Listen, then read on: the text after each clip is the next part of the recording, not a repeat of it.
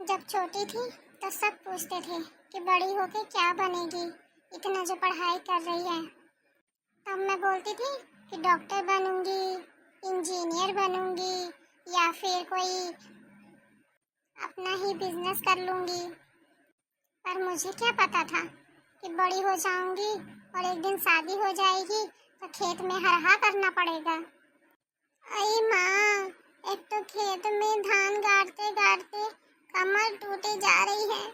कहाँ शादी से पहले सोचती थी कि मैं खूब इंजॉय करूंगी शादी के बाद, यहाँ घूमूंगी वहाँ घूमूंगी।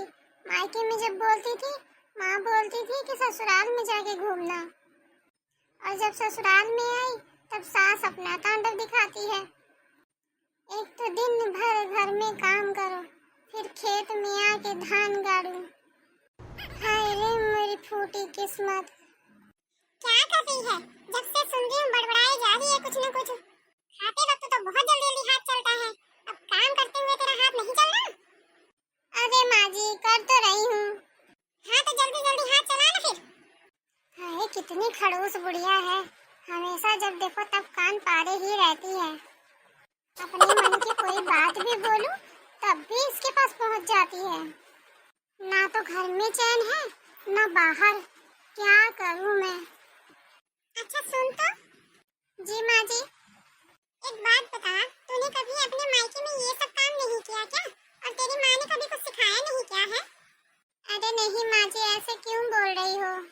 मैंने किया तो है, लेकिन उतना नहीं करती थी, लेकिन फिर भी अब ससुराल में आके कर लेती हूँ। अब तो मुझे भी आदत हो गई है करने की। घर में भी तो ऐसे काम करती है, सिकुड़ सिकुड़ लगी रहती है हर काम में। अरे माँ जी, अपनी क्षण भर तो मैं करती ही हूँ। चल अच्छा बस कर, अब घर चलते हैं, अब शाम हो गई है। घर चल के खाना भी बनाना है। अब दिन भर खेत में ही लगे रहेंगे तो और थक जाएंगे। हाँ माँ जी, मैं भी बहुत थक चुकी हूँ। अरे तू तो थोड़े से ही काम में थक जाती है, ऐसा लगता है कि तू मेरी सास है, मैं नहीं।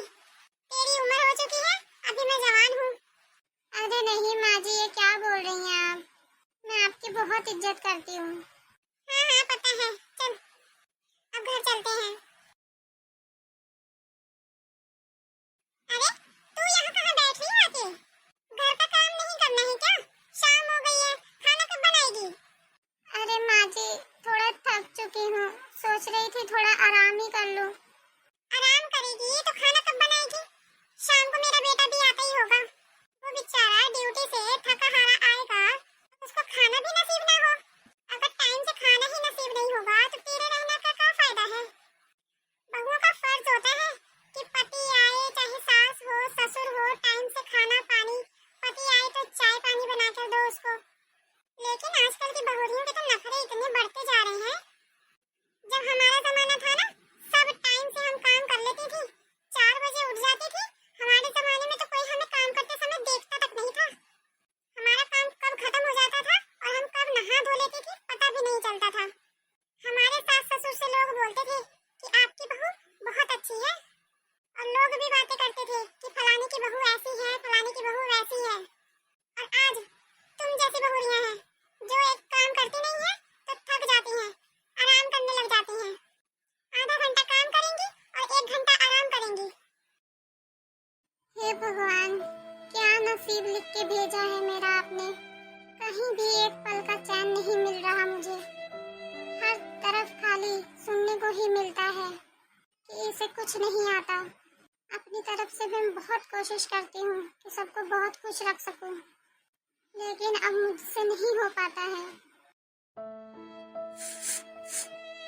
हे भगवान, ये तो सब्जी ही जल गई।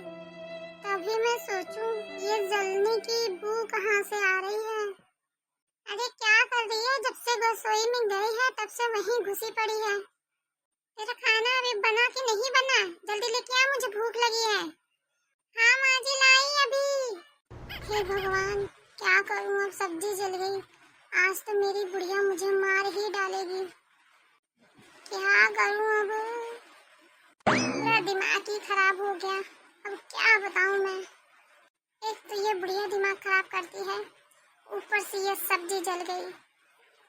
हाँ, जलने दो अब। वैसे भी वो कौन से मेरी अच्छाई करती हैं, हर जगह तो बुराई ही करती हैं। अब खाएं जली हुई सब्जी।